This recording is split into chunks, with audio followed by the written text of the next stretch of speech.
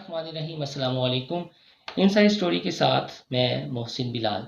मस्जिद नबी सल्लल्लाहु अलैहि वसल्लम में जो पीटीआई कारकुनान की जानिब से नारेबाजी की गई, बेहुरमती की गई, अब उसकी एफआईआर दर्ज कर ली गई है। एफआईआर में इमरान खान, फवाद चौधरी, शेख रशीद और दीगर के नाम शामिल हैं। तो राना सनाउल्लाह जो वफाकी वजीर दाखिला है, उनके शहर फैसलाबाद में ये एफआईआर दर्ज हुई है। इस एफआईआर में जो दफात लगाई गई हैं वो तौहीन मज़हब के ज़िम्मे में आती हैं। मेरी इस वीडियो में सिर्फ फोकस होगा जो ये एफआईआर दर्ज की गई है इसका मतन क्या है आपको बताया जाए, और उसके बाद आपको बताया जाएगा कि जो दफात इस एफआईआर में लगाई गई हैं उनका मतन क्या कहता है, कितनी सज़ा और कितना जुर्माना हो सकता है। ये एफआईआर मोहम्मद नईम वल्द मोहम्मद अमीन मुसर्रत, मोहल्ला कहकशां कॉलोनी नंबर 2, फैसलाबाद, तहसील फैसलाबाद, ज़िला फैसलाबाद सिटी की मुद्दत में हुई है।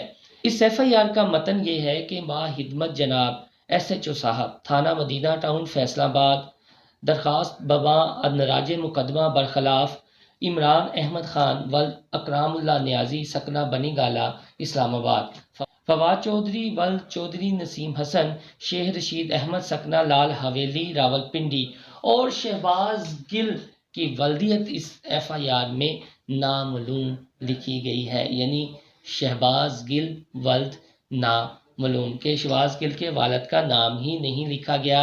ये भी एक बहुत बड़ा सवालिया निशान है कि आया ये जानबूझकर ऐसा किया गया है या इसके पीछे क्या मुहरकात हैं। उसके बाद शेख राशिद शफीक वल्द शफीक अहमद, साहबजादा जहांगीर चिकू, ये जहांगीर चिकू वही हैं जो ओवरसीज़ के भी तर्जमान बनाए गए हैं और जिनकी फुटेज भी नारे लगाते हुए अब मंजर आम पर आ चुकी है। अनीर मुसरत, नबील नुसरत, इजाजुल हक, Umair alias, Rana Abdul Sattar, barrister Aamir alias, गौर जलानी और डिप्टी स्पीकर कासिम सूरी समेत तकरीबन 100 से 150 नामालूम अफराद।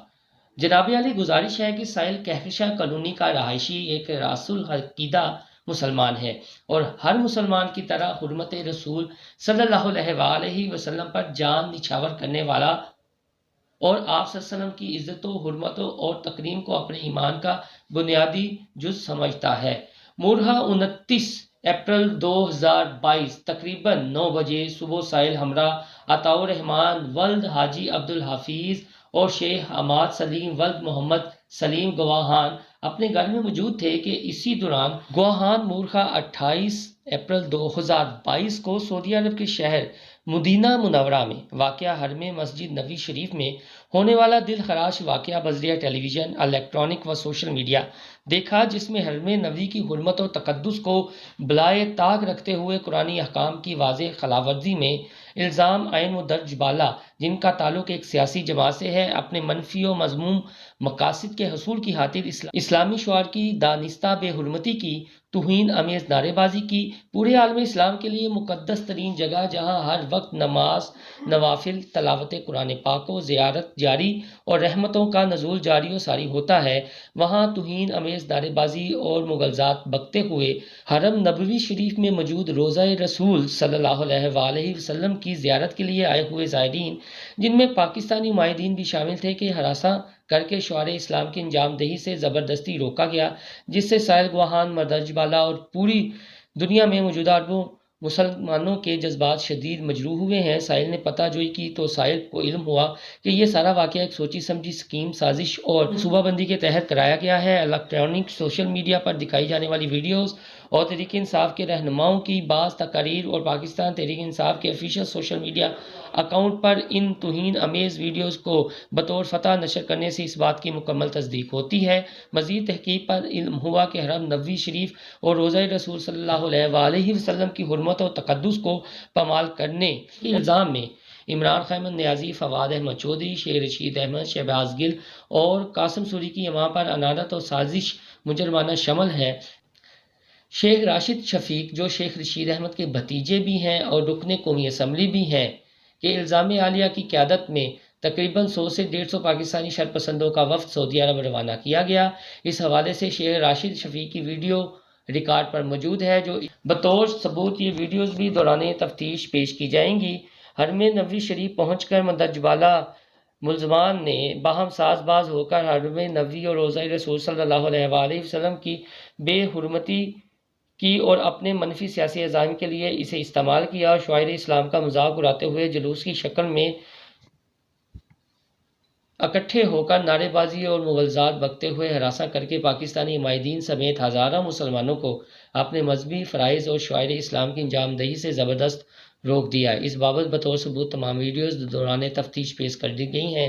جناب عالی شب جمعہ 27 رمضان المبارک کی مقدس رات حرم نبوی صلی اللہ علیہ وآلہ وسلم میں دانستہ کی گئی اس گستاخانہ حرکات سے سائل سمیت کروڑوں عاشقان رسول کے جذبات شدید مجروح ہوئے ہیں، جو کہ تعزیرات پاکستان کی مختلف دفعات 109، 296، 295، 295 تے کے تحت قابل دست اندازی جرائم ہیں۔ مزید یہ کہ ایک سیاسی جماعت کی جانب سے ایسا توہین آمیز اور گستاخانہ رویہ اور پھر اس کو فخریہ انداز میں آفیشیل سوشل میڈیا اکاؤنٹس پر نشر کرنا اور اپنی تقریروں میں ایسے گستاخانہ اور غیر اسلامی فعال کی تعریف کرنا اور عالم اسلام کے جذبات کو شدید مجروح کرنا انسداد دہشت گردی ایکٹ کے تحت بھی قابل تعزیز جرم ہے، کیونکہ الزام عالیہان کے اس فعل کے رد عمل میں عوامی جذبات کو ٹھیس پہنچا ہے، جس سے وطن عزیز میں نقص امن کی صورتحال پیدا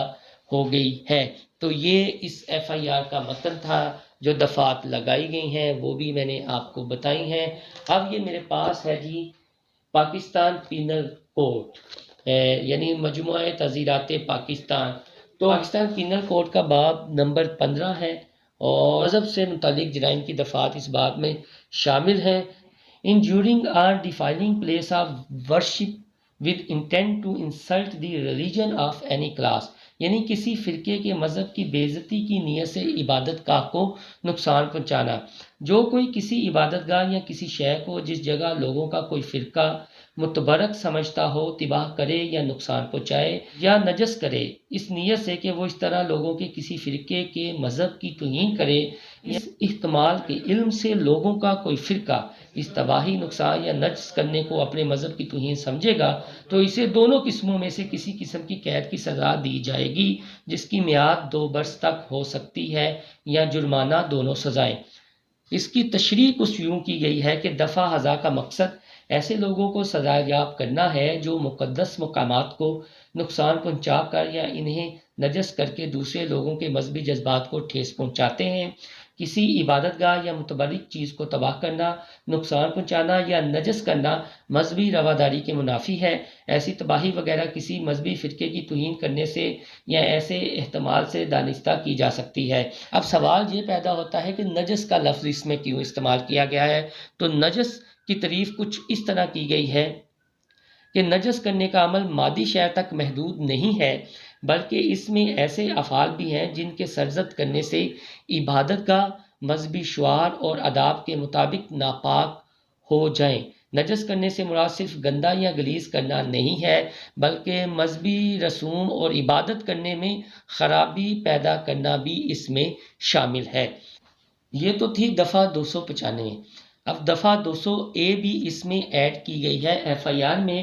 وہ کچھ یوں ہے کہ deliberate and malicious acts intended to outrage religious feelings of any class by insulting its religion or religious beliefs، یعنی دانستہ اور مادانہ افعال جن کا منشا کسی فرقے کے مذہبی احساسات کی، اس کے مذہب یا مذہبی عقائد کی توہین کر کے بے حرمتی کرنا ہے۔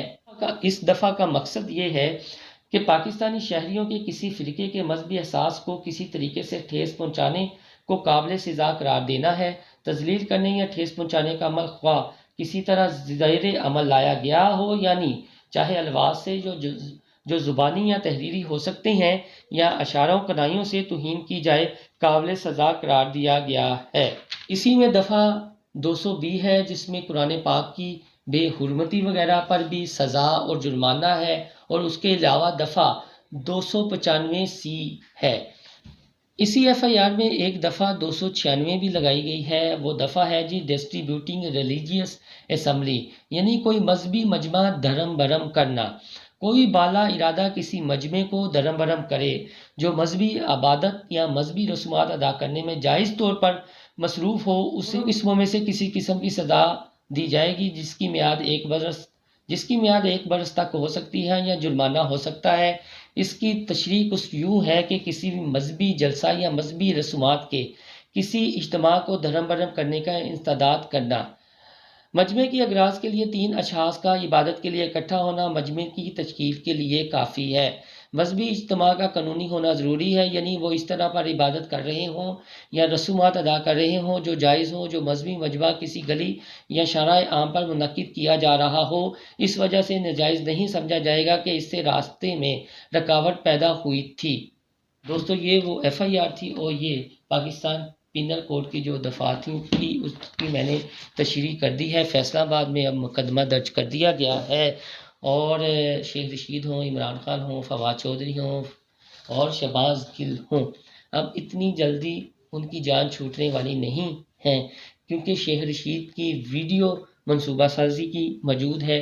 ان کے بھتیجے جو رکن قومی اسمبلی ہے ان کی ویڈیو بھی مدینہ منورہ کی موجود ہے کہ مشن کمپلیٹ ہو چکا ہے۔ جہانگیر المعروف چیکو صاحب کے نعرے بھی موجود ہیں اور ایک بظاہر یہ منصوبہ لگ رہا ہے کہ سوچی سمجھی اسکیم کے تحت وہاں پر ہنر بازی کی گئی اور اس پہ پاکستان کے کروڑوں مسلمانوں کی دل آزاری ہوئی ہے۔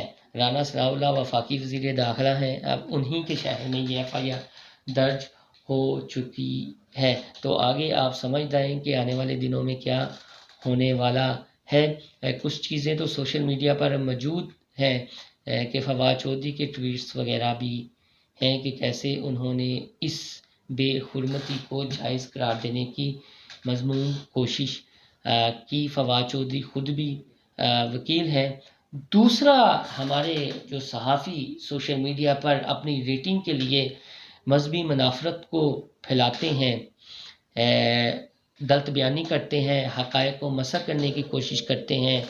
اب صابر شاکر صاحب کے بھی اس سلسلے میں ٹویٹ موجود ہیں، کچھ اور اینکر حضرات ہیں، وی لاگرز ہیں، ان کے ٹویٹ بھی موجود ہیں۔ تو ہو سکتا ہے آنے والے دنوں میں ایک اس طرح کی ایف آئی آر صابر شاکر جیسے اینکر حضرات جو کچھ زیادہ ہی منافرت پھیلاتے ہیں، پراپیگنڈا کرتے ہیں، ان کے خلاف بھی کروا دی جائے تو وہ بھی عدالتوں کے ضمانت کے لیے چکر لگاتے پھریں۔ شیخ رشید صاحب نے تو اس بات کو تسلیم کیا ہے کہ یہ ہم کو پھنسانے کی کوشش کی گئی ہے، لیکن جو گڑھا کسی کے لیے کھودا جاتا ہے اس گڑھے میں انسان خود بھی گرتا ہے، اور یہ ایف آئی آر اس چیز کا ثبوت ہے۔ اس حوالے سے جو اپڈیٹ آتی رہے گی ہم آپ کو اپنے اس یوٹیوب چینل سے آگاہ کرتے رہیں گے۔ آپ کو میری یہ ویڈیو پسند آئے تو میرا چینل انسائیڈ اسٹوری سبسکرائب کرنا نہ بھولیے گا۔ اللہ حافظ۔